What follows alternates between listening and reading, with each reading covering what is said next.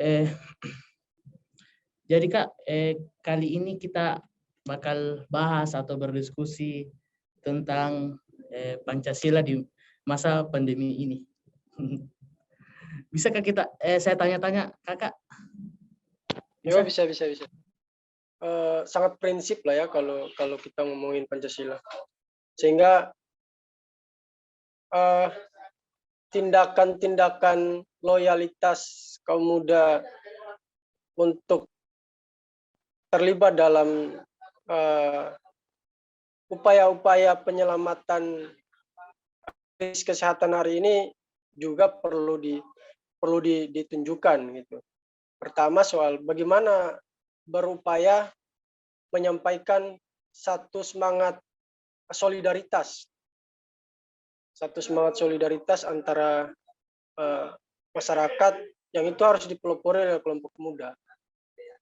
Gini, esensi di sila keempat Kak, kita lari ke sila keempat langsung. Jadi di sila keempat, kebijaksanaan pemimpin.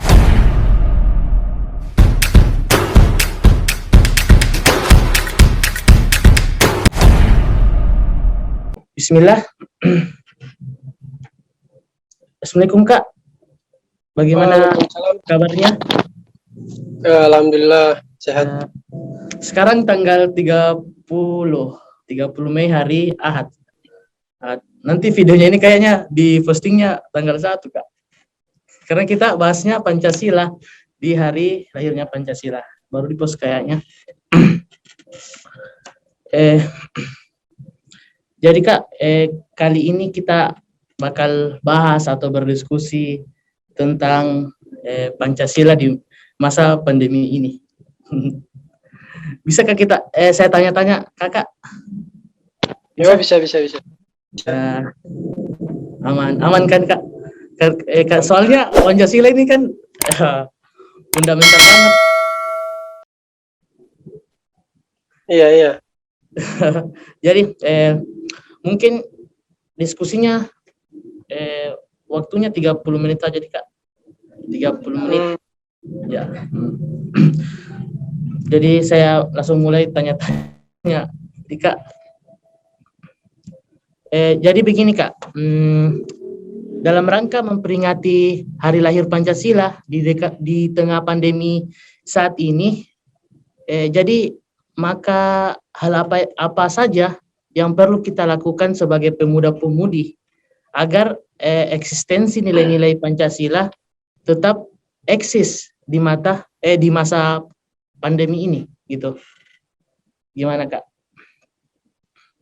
Iya. Kalau ngomongin soal apa yang harus dilakukan kaum muda lah ya. Kaum muda di tengah pandemi hari ini, berangkat dari semangat Pancasila, kita mungkin kalau kita tarik flashback ke belakang mungkin sejarah kenapa Pancasila dijadikan ideologi negara, terus bagaimana semangat Pancasila Indonesia sebagai ideologinya, tentu cukup sangat prinsip lah ya kalau kita ngomongin Pancasila. Sehingga tindakan-tindakan loyalitas kaum muda untuk terlibat dalam upaya-upaya penyelamatan krisis kesehatan hari ini juga perlu ditunjukkan gitu. Pertama soal bagaimana berupaya menyampaikan satu semangat solidaritas antara masyarakat yang itu harus dipelopori oleh kelompok muda. Kalau kita misalkan kita bicara pemuda, tentu dia tidak bisa lepas dari sejarah Sumpah Pemuda misalnya, atau banyak catatan-catatan sejarah yang dicatat oleh kaum muda, itu yang harus dibangkitkan kembali dalam aktivitas sosialnya. Itu kalau kalau ya dia bisa melalui melalui apa saja, dia bisa melalui media apa saja. Hari ini Indonesia, kita bicara perkembangan global, hari ini Indonesia masuk dalam satu titik di mana teknologi juga bisa jadi sebuah wadah menyampaikan visi misi Pancasila itu. Dia bisa melalui media, dia bisa melalui organisasi sosial, dia bisa banyak hal yang harus dilakukan oleh kaum muda.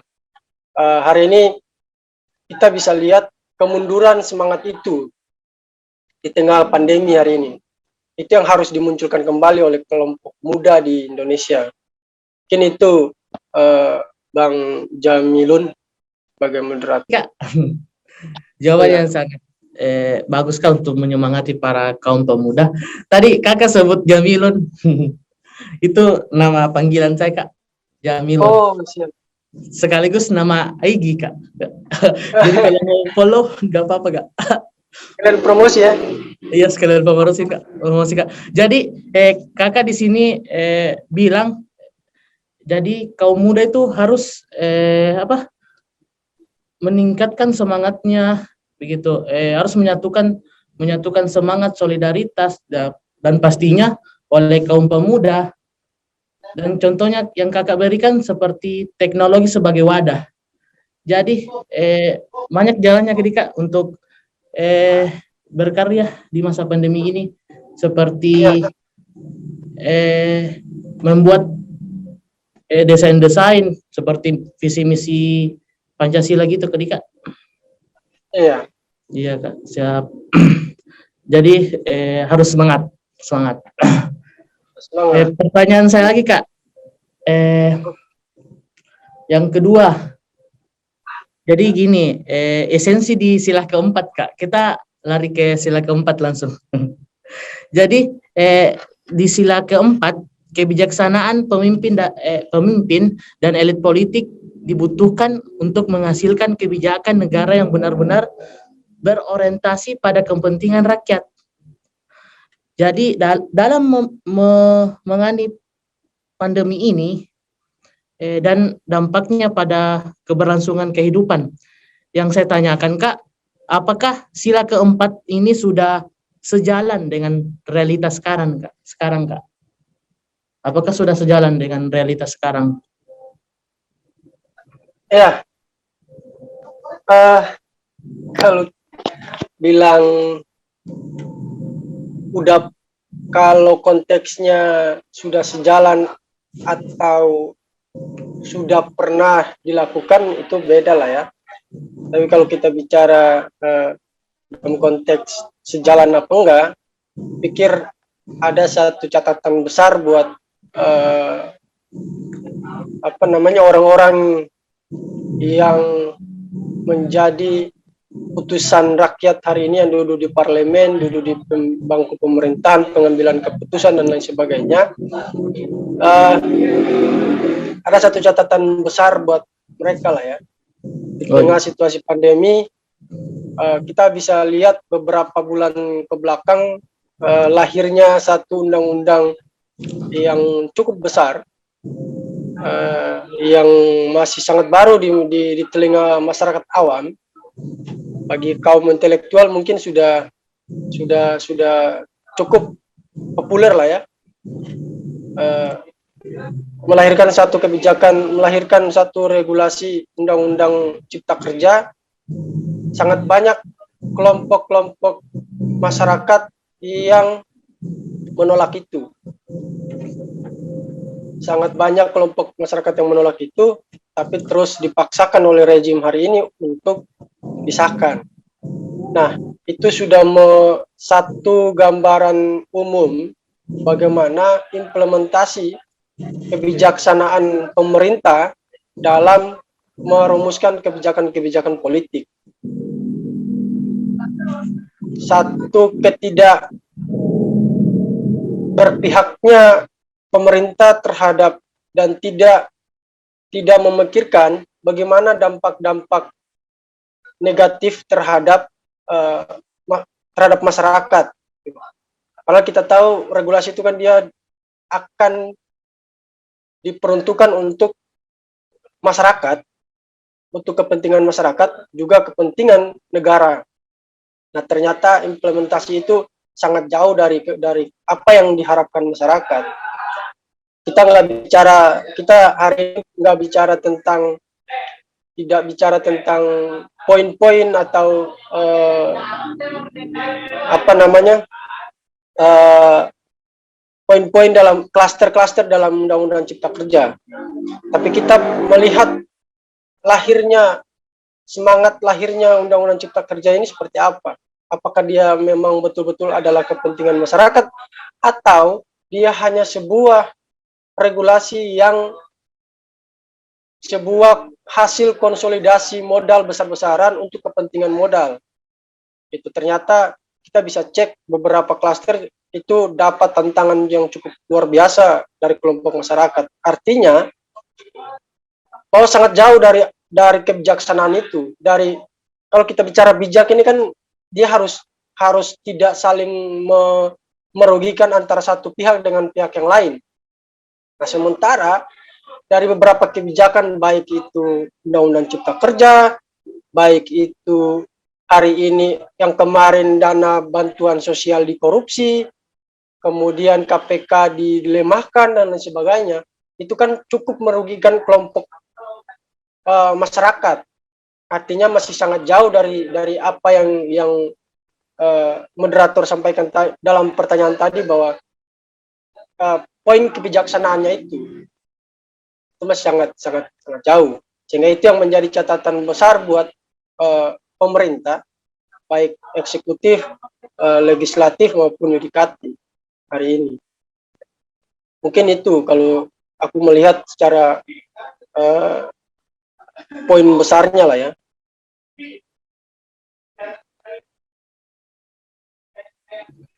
Siap, Kak. Jadi gitu ya di undang-undang konstitusi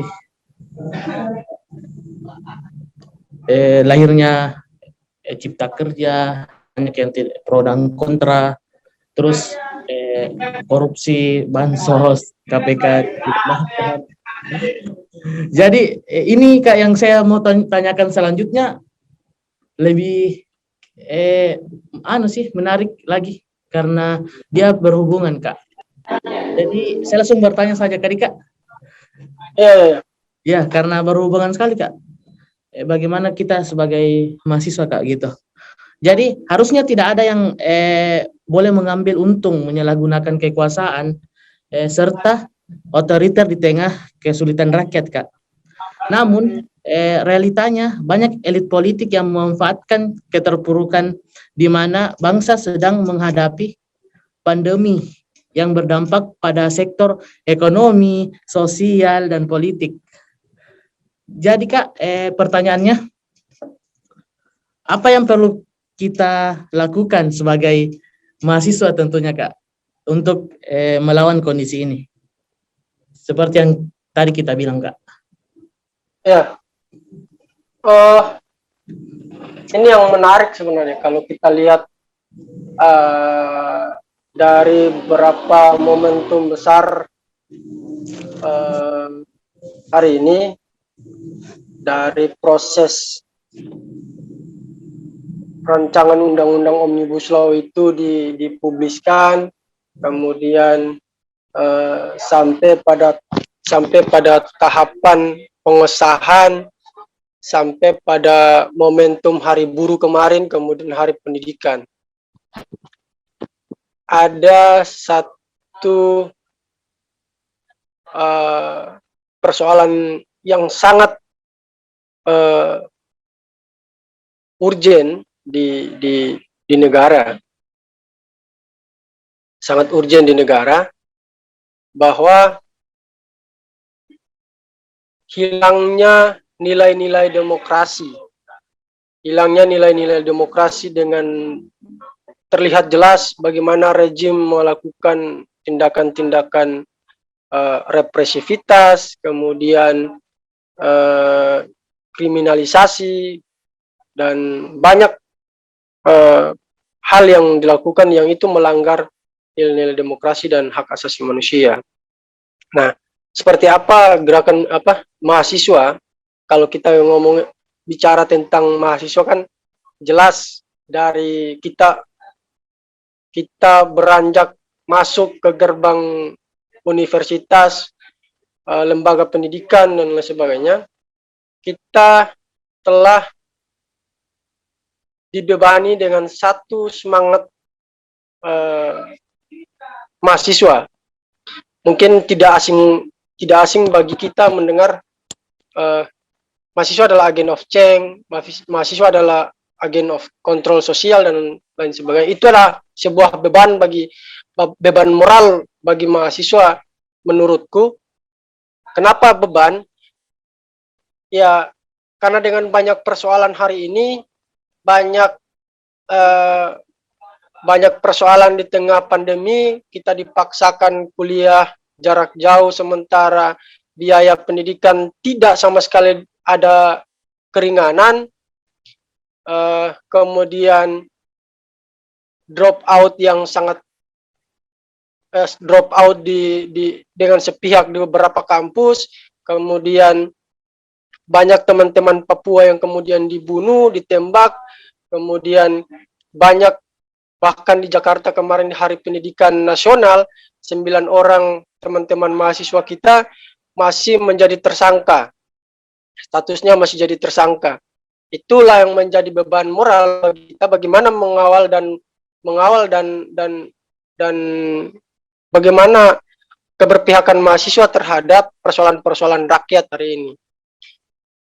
Ya, apakah dengan beban ini kita hanya bisa mengeluhkan di media sosial atau jadi bahan cencengin teman-teman mahasiswa yang oportunis melihat situasi, atau beban ini kita jadikan sebuah semangat loyalitas untuk terus membangun konsolidasi mahasiswa, menyatukan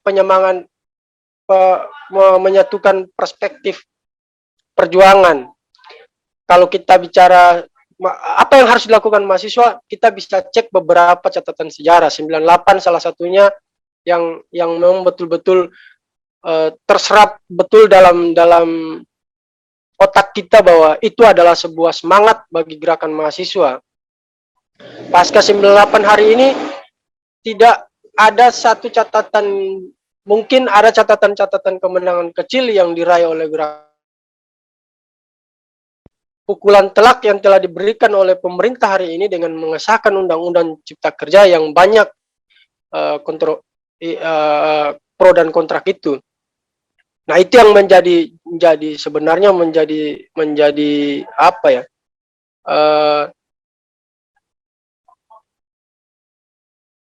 Semangat untuk jadikan pukulan balik sebenarnya. Pukulan balik dalam artian karena ini adalah kita akan menuju pada Hari Pancasila, maka untuk menyelamatkan Pancasila seharusnya mahasiswa yang menjadi ring utama untuk penyelamatan semangat itu, semangat Pancasila. Itu ya, kalau kita bicara, kita nggak bicara kalau ada kelompok yang ngomongin soal Pancasila akan dirubah dan lain sebagainya, ya seharusnya gerakan mahasiswa inilah yang harus berdiri yang paling depan, bahwa keadilan sosial bagi seluruh rakyat, kemudian kebijaksanaan, kemudian persatuan, itulah yang harus menjadi pegangan hidup mahasiswa gitu, menurutku. Sehingga hal yang paling pokok yang harus dilakukan oleh mahasiswa sebagai agen of control tadi aku sampaikan, dia harus keluar dari zona nyaman hari ini yang hanya di rumah, kemudian ini bukan berarti kita mengabaikan bahwa kita nggak percaya pandemi ya, tapi suka nggak suka, mau nggak mau, situasi ini memaksakan kita harus keluar gitu. Karena semakin kita terdiam dan semakin kita bungkam, maka semakin banyak korban selanjutnya gitu. Mungkin tadi yang sebelumnya sudah saya sampaikan bagaimana upaya pelemahan KPK itu akan terus terjadi di masa yang akan datang, masa selanjutnya gitu. Selama mahasiswa masih membatasi teritorial tertentu gitu. Bahwa Makassar dengan Makassarnya, kemudian Jogja dengan Jogjanya, kemudian Jakarta dengan Jakartanya, kemudian Papua dengan Papuanya. Situasi hari ini tidak situasi yang menghantam ekonomi maupun politik di negara kita hari ini tidak membatasi lewat teritorial itu, tapi dia menghantam semua teritorial yang kusebut tadi, tidak tanpa terkecuali. Hari ini Papua walaupun nggak sama ya, situasi represivitas yang pelanggaran HAM yang dialami oleh teman-teman mahasiswa Papua hari ini mungkin nggak sebanding dengan daerah-daerah lain. Rasisme yang dilakukan oleh masyarakat non Papua itu menurutku adalah sebuah upaya atau sebuah kegagalan pendidikan kita di Indonesia hari ini, tidak menciptakan satu semangat Bhinneka Tunggal Ika tadi. Kalau kita ngomongin Pancasila, kegagalan pendidikan kita hari ini, ya dia tidak menanamkan nilai-nilai itu kan, berbeda-beda tetap satu. Dari semenjak kita sekolah SD sampai perguruan tinggi, semangat itu tidak ditanamkan, sehingga yang muncul adalah rasisme hari ini. Gitu. Sehingga itu yang seharusnya dibawa oleh mahasiswa sebagai semangat kaum muda lah ya. Yang ngomongin semangat kaum muda ya, itu yang harus dibawa oleh mahasiswa. Yang harus dilakukan cuma satu, bagaimana memutuskan wilayah-wilayah teritorial tadi. Ya, kita harus menyatukan pandangan, menyatukan gerakan, menyatukan perbedaan-perbedaan tadi, sehingga menjadi satu gagasan dan satu tindakan yang sama baik di Jakarta dan daerah-daerah yang lain. Itu sih kalau menurutku bagaimana sikap yang harus diambil oleh mahasiswa. Oh iya Kak, hidup mahasiswa, hidup rakyat Indonesia. Hidup, ya gitu Kak. Kalau aktivisnya itu Kak. Iya. Hidup mahasiswa ya gitu Kak. Sangat memang Kak, jadi mahasiswa memang yang seperti kita bilang memang ada beban di dirinya seperti agent of change dan kontrol sosial gitu Kak. Saya tadi dengar Kak di kata Kakak yang seperti kelompok-kelompok yang berbicara tentang Pancasila itu bisa dirubah lah karena Pancasila itu cuma kesepakatan ataupun Pancasila itu tidak bisa disebut dengan ideologi karena Bung Karno kata orang ya Kak, karena dia bilang Bung Karno sama sekali tidak pernah bilang Pancasila itu ideologi, tapi Bung Karno bilangnya itu dasar filosof gitu Kak. Cocok kayaknya itu. Ya. Pancasila kesepakatan. Bagaimana itu Kak tentang yang orang-orang bilang katanya Pancasila bisa dirubah lah karena Pancasila cuma kesepakatan gitu. Jadi kesepakatan dapat dirubah berdasarkan kepentingan Kak.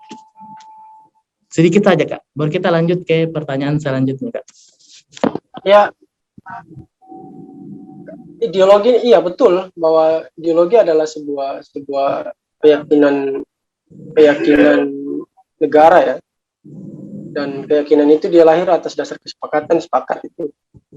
Tapi apakah Pancasila itu lahir tidak berdasarkan kondisi negara, apa, karakter negara itu, atau memang hanya kepentingan Soekarno?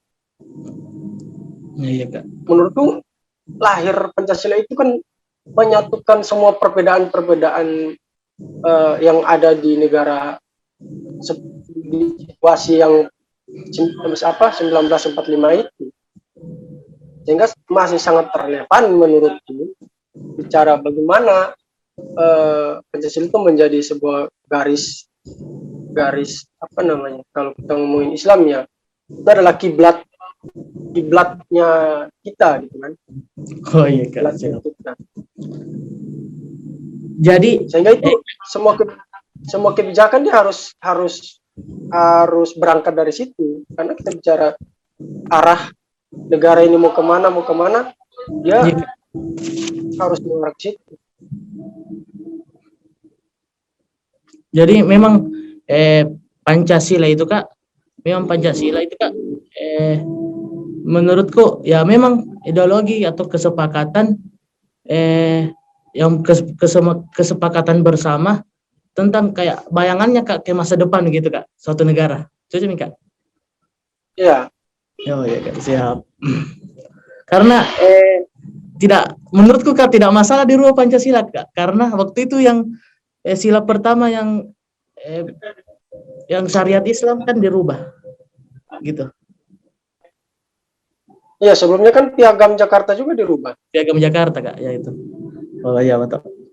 Jadi tidak terasa kak, waktunya sudah 25 menit loh kita berdiskusi. Kalau baru bentar kali ya. Iya kayak 1 menit saja kita rasa, padahal sudah 25 menit.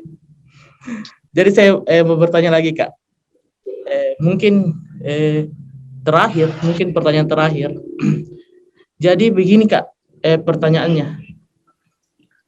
Nasionalisme terhadap bangsa itu kak benar-benar diuji. Perlu adanya persatuan untuk saling melindungi dan tidak ada abai dalam menerapkan protokol kesehatan dalam pandemi ini. Jadi ini sejalan dengan butir sila kedua Pancasila kak.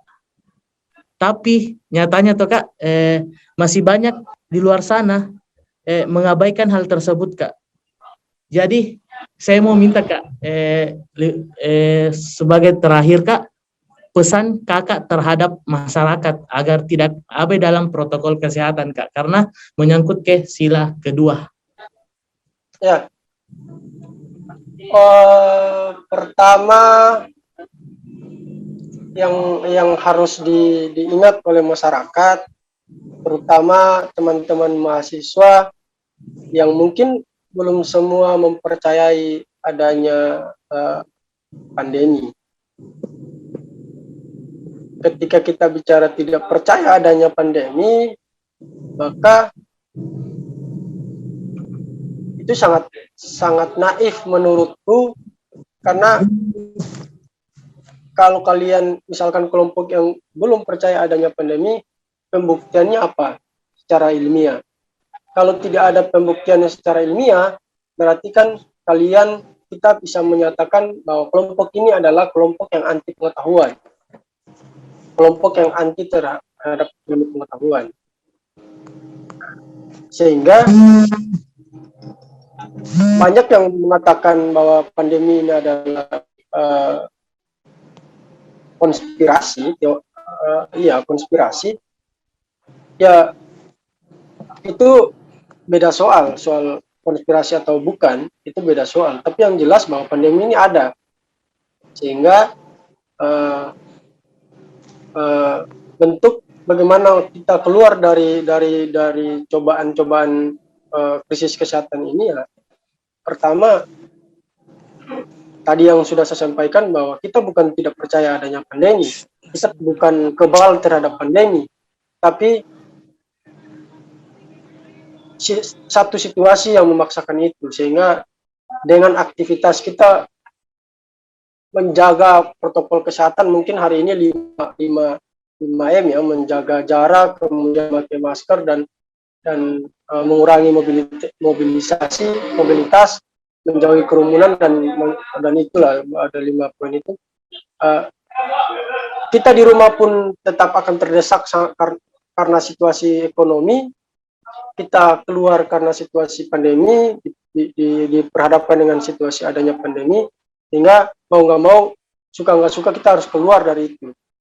Sehingga, tapi yang jelas bahwa pertama kita harus percaya bahwa pandemi ini ada, COVID ini benar-benar ada, karena sudah banyak korban yang terpapar. Teman-teman tenaga kesehatan juga hari ini kewalahan mengatasi pasiennya. Banyak kelompok yang dirugikan lah ya dengan situasi ini, sehingga harapannya kita juga harus, selain menerapkan pada diri kita sebagai kelompok mahasiswa, kelompok intelektual, juga harus berupaya menyampaikan situasi-situasi itu kepada masyarakat, baik di kampus, baik di tetangga kita, baik di mana saja kita berada, ya kita sampaikan bahwa ya untuk menyelamatkan ekonomi, untuk menyelamatkan situasi krisis ini, kita harus kerjasama, kita harus saling dukung bahu-membahu, kemudian saling bersolidaritas antara satu dengan yang lain.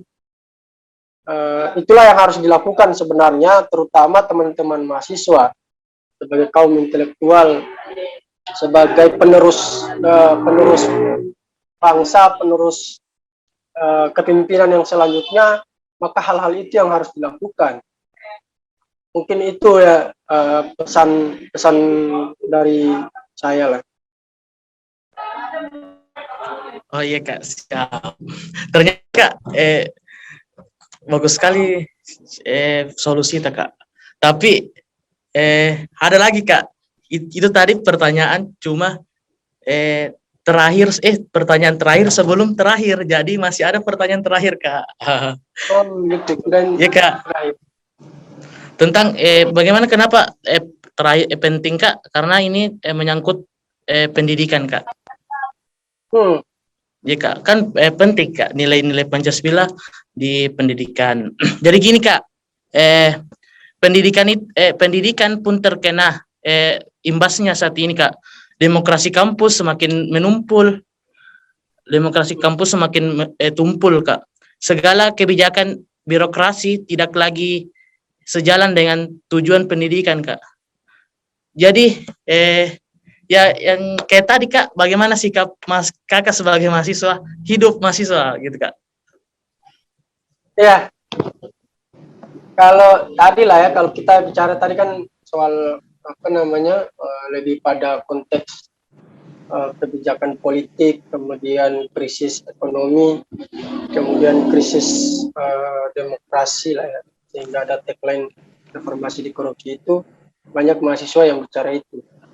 Banyak mahasiswa yang tumpah ruah di jalan bicara tentang soal poin-poin tadi yang sudah sampaikan. Tapi dia luput bicara tentang bagaimana mau bicara pada lingkungan pendidikan.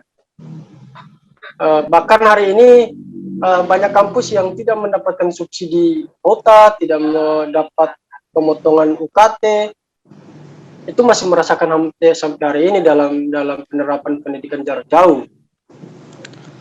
Ketika kemarin mungkin yang beberapa bulan lalu kita sempat mengawal teman-teman di Unilak, Universitas Lancang Kuning di Pekanbaru, yang di drop out presiden BEM-nya sama bidang advokasi dan bidang dan wakilnya ke Jakarta, kita kawal karena bicara tentang pemotongan UKT.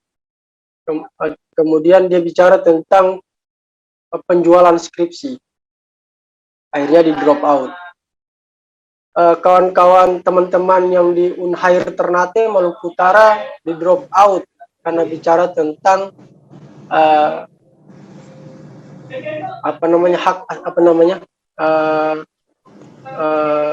HAM di Papua. Teman-teman di UNAS di drop out, banyak sekali teman-teman kita yang di drop out, yang itu dia bicara tentang situasi pendidikan, dia bicara tentang hak dia sebagai mahasiswa dalam kampus, yang kemudian itu dihadiahkan oleh pihak kampus dengan surat DO. Nah, sehingga pendidikan kita memang sangat jauh lah ya. Kita bicara tentang nilai-nilai demokrasi dalam bidang pendidikan itu sudah sangat jauh hari ini. Sangat, kalau kita mau bicara satu persatu, sangat banyak persoalan lah. Sangat banyak sekali persoalan di pendidikan ini. Sehingga apa yang harus dilakukan tadi kita harus kembali pada apa sih sebenarnya ini mahasiswa, yang apakah kita hanya menjadi orang-orang yang nantinya akan kampus akan mencetak kita sebagai tenaga murah ke depannya, atau kita akan menjadi preman-preman baru untuk merampas hak rakyat, ataukah kita hanya jadi model-model gratisan di mata orang lain. Kita harus memberikan keyakinan pada diri kita sebelum bagaimana membangun relasi perjuangan dalam mewujudkan demokratisasi kampus.